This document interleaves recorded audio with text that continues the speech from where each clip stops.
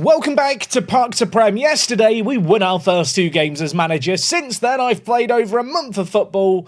We've won 1 match. It's not all bad news though. Off the pitch, players are choosing to remain loyal. Khan Bennett, 21 years old, a disappointment on the pitch, but not off it. He has turned down various clubs who were trying to sign him on a free transfer. Sadly, however, loyalty isn't guaranteed in football, and Dan Bowery, the captain, has now left to join All Saints. In a weird way, I kind of like the idea that he's gone to Antigua and Bermuda. On the other hand, did they send their scouts over to look at him or something? That can't have been cheap. And while talking about not cheap, remember Jay Williams? Yeah, he was on loan with us from Reading. It got to January, I was able to terminate his loan, and I freed up £400. Now, I know what you're thinking, Jack, surely you've gone out and signed a load of superstar players of all that money. Not really. To be honest, a big focus of this year has been about trying to get a lot of the first teamers actually contracted onto full kind of committed deals, so I'm not risk losing them on free transfers. Shea Hutchinson is one such example, the 25-year-old, a great forward, now tied it down for the next 2 years, which is great. Former vice-captain, now captain Ansu Jane has also committed his future to the club through to 2027. And Ollie Commis has also extended his time at the club, and we are now starting to get a bit of a spine to the team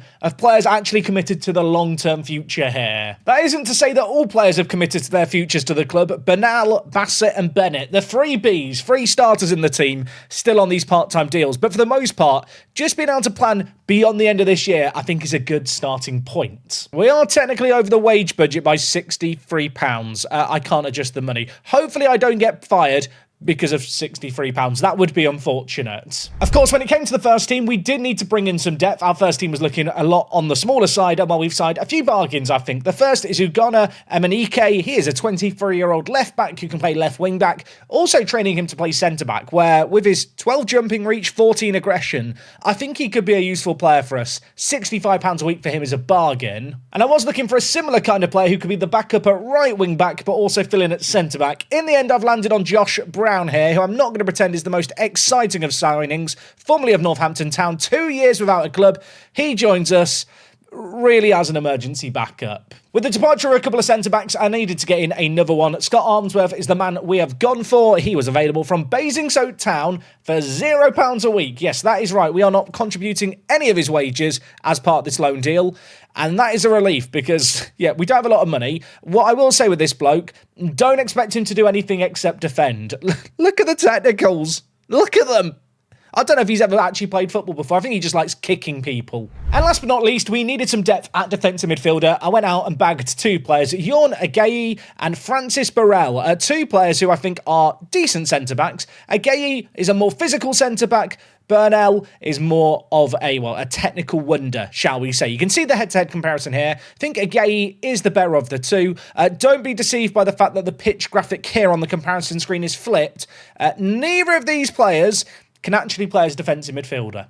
So I am currently training them to play there. Yeah, defensive mid is still definitely an area we lack some depth in, and it does now take us to 3 players in Igayi, Francis, and also Chadwick, who we are having to train to play defensive midfielder. But I think once they pick up the positions, they're going to be really good pickups, especially for the wages we've got a lot of these guys on. So off the pitch, we've been busy. On the pitch, we've been busy too, just not busy scoring or winning all that much. Lots of draws, though. Naturally, having won our first 2 games in charge, I thought the new manager bounce was going to be in full swing as we took on Cray Wanderers. We actually opened up the scoring. It was the right back Bernal fizzing it into Bassett to score just before the hour mark. Unfortunately, though, they got a goal late back, and from there, we could only muster up a draw. And this is the kind of game where I look at the match stats and I think, we maybe had the better quality of chances, but I don't know if we did enough to win. After that, one of 3 0-0 draws in this run of games as we took on Chichester City, and following on from that, we took on Billericay Town. In this game, I did elect to bring in our 2 new centre mids to see if we could win the midfielder battle, and when Shea Hutchinson scored within the first 3 minutes, I thought we were on to a cracker. Despite that early goal, though, we could not hold on in this game. They got a goal back not long later, really, and from there, they had an absolute siege on our goal. We were defending deep,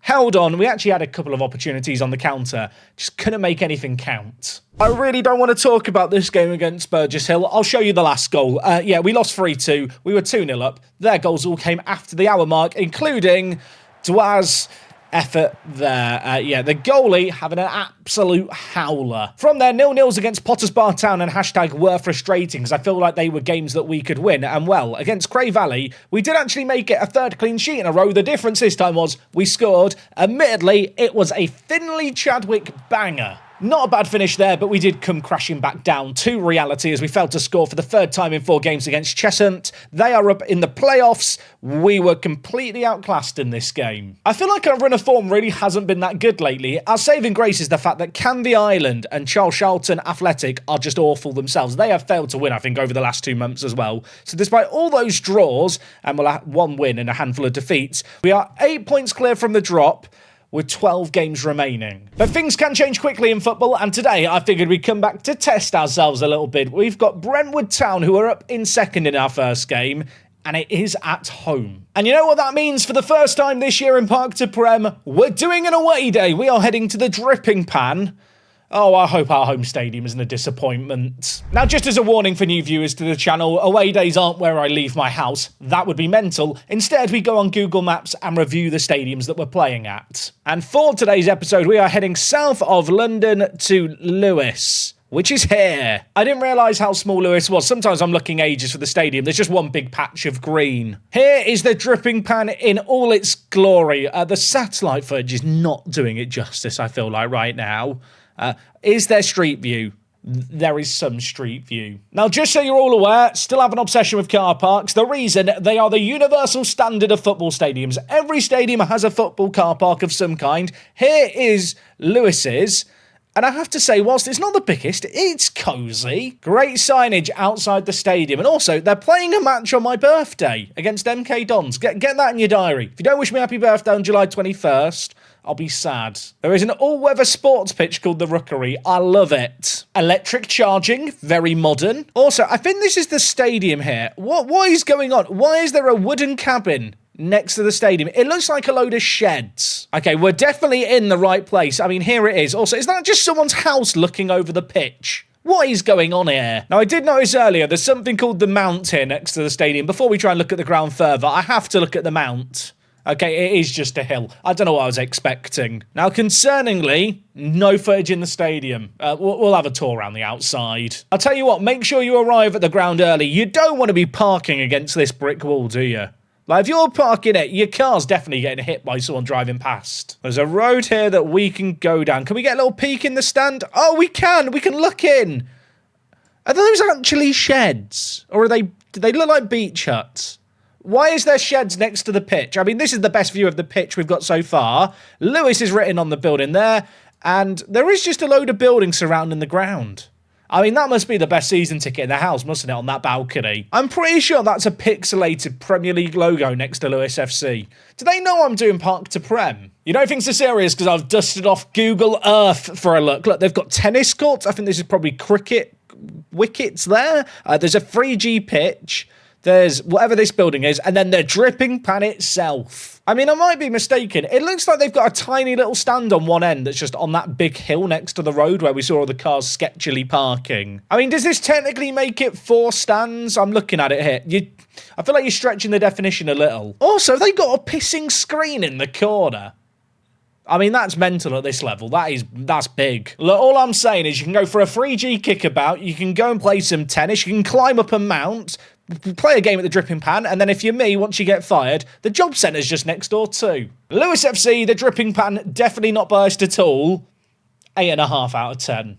Please let me know if I've got carried away there. After last episode, I thought I'd cracked the game with what we were doing, because we won 2 in a row. Obviously, since then, it's not really worked out, but we are keeping clean sheets, which I feel like is a good starting point for anyone. Really, I'm looking at the front three, hoping they can get some goals. And Billy Clark, who I had some really high hopes for, and if we were to lose one of our attacking players just on a free transfer, I'd probably promote into the first team.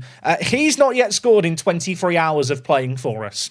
So I would like him to score sooner rather than later. Now, in terms of the team at the back, we have had to change things up a little bit. Of course, Armsworth's coming on loan. Pask, you saw last episode. The other man in at centre-back is Juan Falonco. He's Filipino, he's 29, and I hate to break hearts, he's not a real player. Yeah, in these lower league databases, not all the teams have enough players. There's actually a setting you can tick, which allows players to generate at the clubs, basically regens in their 20s and 30s in order to just fill out teams. He is one of those players, but he's real in my heart, and I hope he's going to one day play for the Philippines national team.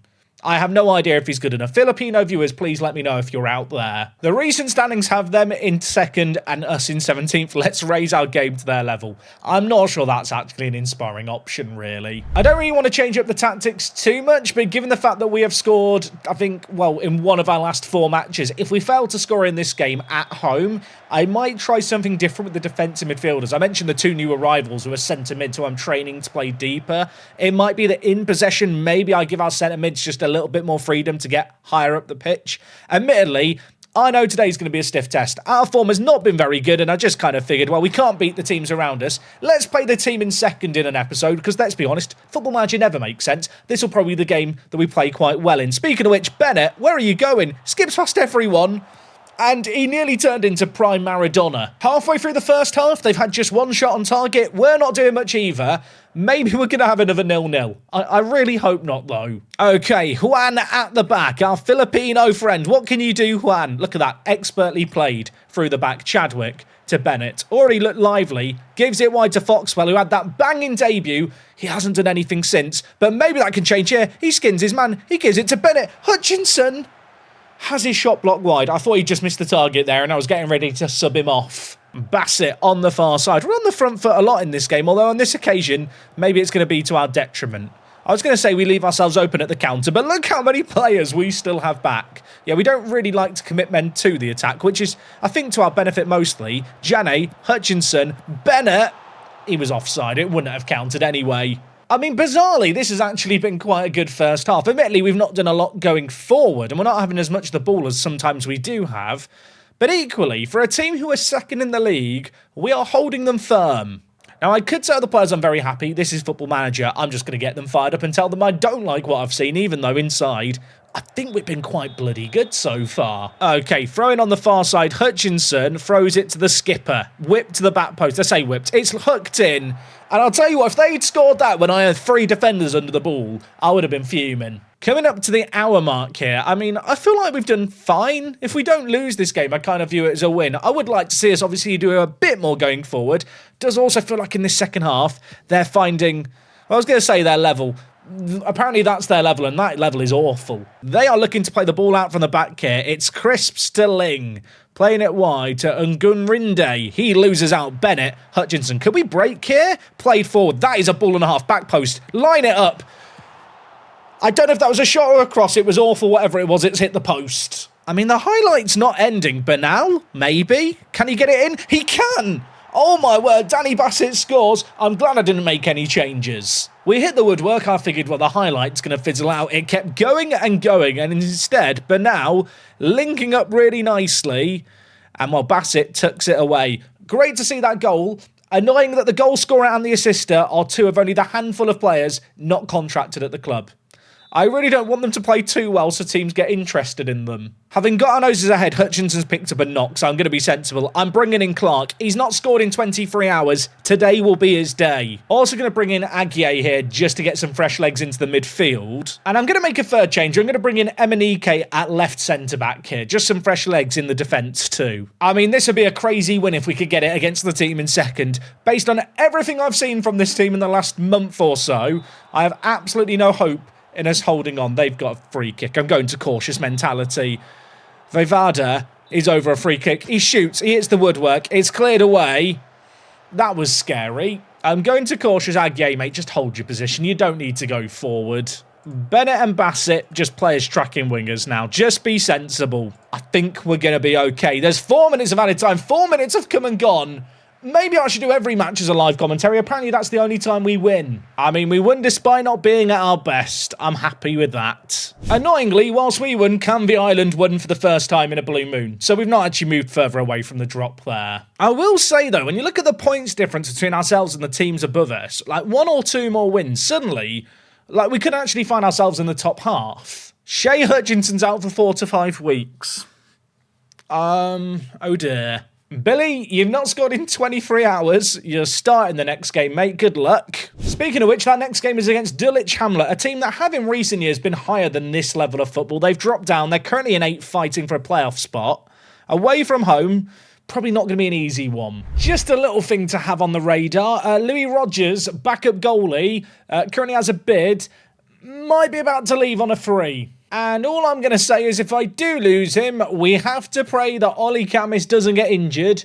Otherwise, we are going to be in deep doggy doo-doo. Yes, that is the official terminology. Don't overthink it. Anyway, heading into this game, a week's rest, some minimal changes needed. But of course, Hutchinson out for the foreseeable means that Clark is going to come in and play out on the left. I'm going to hope that Billy the Kid turned into Billy the goal scorer today. It does mean that Bennett is going to get the nod to play through the middle.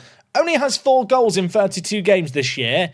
Maybe it's just been a case of him playing out in the wide areas, and now that we're playing him down the middle, he's going to be better. I'm going to bring in Aguier for Chadwick at defensive mid as well. I feel like we just need to give minutes to these younger players that need to pick up defensive mid. I'm training them to play as defensive midfielders, but obviously also naturally, just giving him game time here is always going to be helpful. That does also apply to Akeme Francis Burrell, who I think I'm just going to call AFB, because otherwise his name's a mouthful. This guy, I would love to give some minutes to as well. To be honest, in an ideal world, we cement our mid-table finish, we're not worrying about relegation, and the end of season running is just me in a deck chair playing players in positions they need to learn. They are 18th in the form table in a league of 22 teams. That's tragic. Right, I think we should win this now. Has the one win earlier gone to my head? Abso-blooming-lutely. Imagine if we get a kick-off highlight now. Bernal, the right back, he's doing step-overs, he's cutting back, he's dancing, he gives it to Jane, edge of the box. Again, shoots, scores.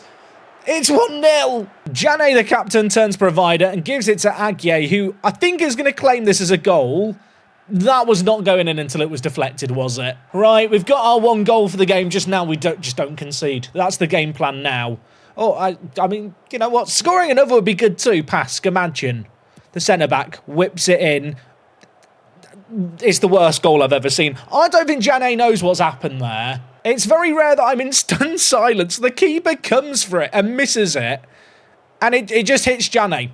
It just hits it. I don't think he knows what's happened. The history books will say he's got a goal and an assist, and you know what I'm thinking? I'm thinking, why don't I play like this when we're not recording? Ahead of this game, we'd been drawing a load, only won 1, lost a couple as well. I kind of viewed these 2 tricky games as matches that would either define us as relegation bottlers or maybe a mid-table team. And I can't quite believe how well it's going. I don't want to jinx it. There's still 45 minutes left. There's still time for us to do something mental as we try and play it out from the back, as is our brand of football. But we are 2-0 up away from home against a team in 8th place. Like, are we just legitimately not that bad? I mean, Bassett, Bernal, could he turn provider? There's players in the middle. He plays it back. Bennett scores. It's 3-0. We're massive. I mean, half-time, it's 3-0. Unfortunately, Billy at left mid still hasn't scored. I mean, will he ever score at this point? I mean, if there's a game to score in, it's probably this one. I mean, I will fully admit we've scored 3 goals from 6 shots on target. It's not like it's been an absolute siege, but to be honest, on the balance of play, we deserve to be ahead here. Billy Clark to Jane. Already has a goal and assist. He gives it wide to Bernal, who at advanced wing-back has been running the show today. Look at him go. Look at the right-back go. I thought he was going to score. Oh my word, we've dinked the ball in. Bassett, Bennett, scores. That goal came from nowhere. It was a corner that they dealt with initially, and I thought, well, that's going to be that for the highlight. They're going to clear it away, but no, Bernal kept it in touch, gave it to Armsworth. The centre-back dinked it to Bassett. And well, it's the bed and breakfast combo in the final third. It's Bassett to Bennett. It's 4-0. No, you have SMS. Why not have bed and breakfast up front as a strike partnership? I'm fine with it. I mean, what a weird game of football. I don't want to say it too loudly. We're on for another clean sheet here. The 5 at the back with 2 defensive mids apparently is just the solution to all the defensive woes here at the club. Bizarrely, none of the defenders have actually got good ratings today. I don't know how we've won this one 4-0. I'm not going to complain. We probably deserved it. When I say I don't know how we've done it, I just mean in terms of we've just not been very good lately, and now we're good. I mentioned earlier, didn't I, we might be losing our backup goalkeeper. Andre Bassetto is the goalie I'm looking at as a potential replacement. And if you're sat thinking, Jack, have you just looked at players that can jump high and have good aerial reach for a goalie?